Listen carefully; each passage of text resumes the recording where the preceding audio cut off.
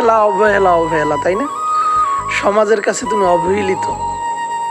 কেন অবহেলিত জানো? টাকা নাই তার জন্য। যদি তোমার সাকসেস আর টাকা এই দুইটা জিনিস থাকে তাহলে তুমি সবার কাছে প্রিয়।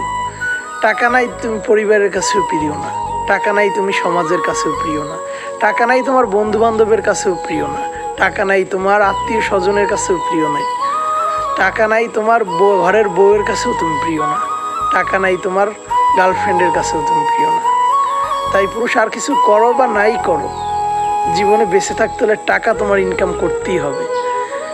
তাই স্বপ্ন ঘুমিয়ে দেখো না, স্বপ্ন জেগে দেখো, আর লক্ষ্য নির্ধারণ করো, আর সঠিক লক্ষ্য অনুসারে কাজ করো।